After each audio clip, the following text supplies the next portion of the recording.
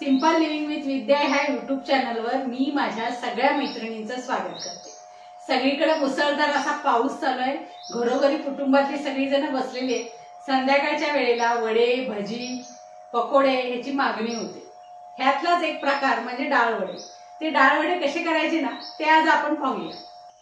भिजवलेली हरभरा डाळ जी मी 2-3 तास भिजवली होती ती 1 वाटी घेतलेली आहे मी। एक मोठा कांदा बारीक चिरून, कोथिंबीर एक छोटी वाटी बारीक चिरलेली आहे। त्यानंतर एकच तिखट मिरची आहे, त्यामुळे मी एकच मिरची बारीक चिरून घेतलेली आहे। ही कढीपत्त्याची काही पाने आहेत जी आपण नंतर तुकडे करून त्या वड्यामध्ये घालायचं आहे।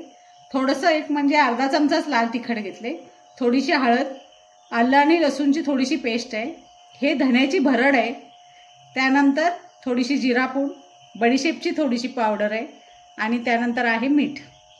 आपण ना मिक्सरला ही डाळ आहे ना ही वाटून घ्यायची, पण एकदम बारीक नाही वाटायचे, फक्त भरड करायचे। पाणी अजिबात घालायचं नाही, फक्त डाळ घ्यायची आपल्याला ह्यामध्ये। आणि आता मी फिरवून दाखवते तुम्हाला की किती बारीक वाटायचे। हे बघा, अशा पद्धतीने मी ह्याची भरड केली आणि तुमच्या लक्षात येईल की ह्यामध्ये मध्ये मध्ये डाळ वगैरे राहिली, पण एखाद दुसरी डाळ राहिली असली ना तरी पण चालेल, कारण त्यामुळे पण ते वडे खूप छान दिसतात। आता हे सगळं आहे ना आपल्याला मिक्स करायला चालू करायचं। त्यासाठी हे जे आधी डाळीची भरड आहे ना भिजवलेल्या डाळीची, ती आता मी आधी काढून घेते या भांड्यामध्ये। आता ह्यामध्ये आपण हा एक बारीक चिरलेला जो कांदा आहे ना तो घालायचा, ही मिरची चिरलेली आहे ती घालायची आपण। आणि ही मी मिरची बघा थोडे मोठे तुकडे केलेत, कारण लहान मुलांना खाताना काढता येईल, त्यामधले तोंडात येणार नाही त्यासाठी। ही कढीपत्त्याची पानं आहेत, ती ना हाताने थोडीशी चुरायची आहेत आणि बारीक करून टाकायचे त्याच्यात।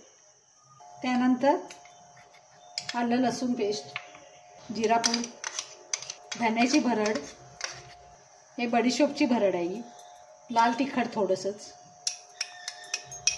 थोडीशी हळद, चवीप्रमाणे मीठ आणि भरपूर अशी कोथिंबीर। ह्यामध्ये मी सोड्याचा वापर अजिबात केलेला नाही। आणि आता हे मिश्रण आहे ना हे हातानेच आपल्याला मिक्स करायचं आहे आणि व्यवस्थित असं मिक्स करायचं आहे, म्हणजे चुरून घ्यायचंय चांगलं। आता हे मिक्स करून आपलं खूप छान झालेलं आहे।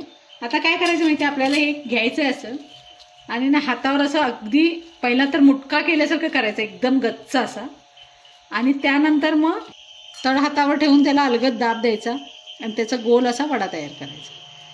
हे घट्ट करायचं कारण की तेलामध्ये सोडलं की ते विस्कटणार नाही, कारण ह्याला चिकटपणा तसा कमी असतोय, त्यामुळे त्याला अलगद जरा दाब देऊन गोल करून मग असं करायचं चपट। साधारण एवढ्या जाडीचे आपल्याला वडे करायचे। अशा पद्धतीने एक 4-5 वडे आपण तयार करून घेऊया। कढईमध्ये तेल ठेवलेले आहे आपण आणि ते तापले आता कडकडीत असं। त्यानंतर मी गॅस जरा बारीक केलंय आणि आता हे वडे आपल्याला सोडून घ्यायचे।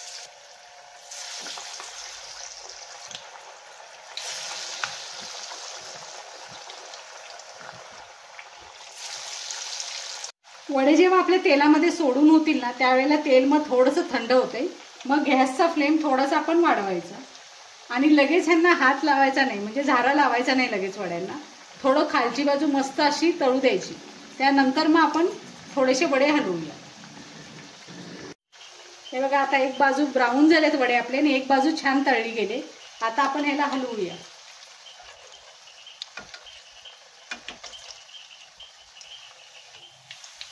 हे बघा, एक बाजू मस्त तळली गेली, आता त्याला उलटे करूया।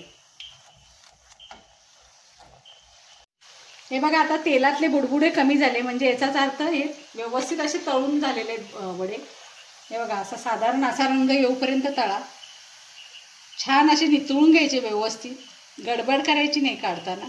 ह्या वड्यामध्ये ना आपण सोडा घातलेला नाही, त्यामुळे तेल जास्त खेचत नाही, तरी सुद्धा हे फुगीरपणा आला त्या वड्यांना। हे बघा, हा वडा वरून किती क्रिस्पी झालाय, खरपूस असे वडे आपले तळून झालेले। आतमधून जर फोडून बघितले ना तर अतिशय सॉफ्ट असे झालेले आहेत।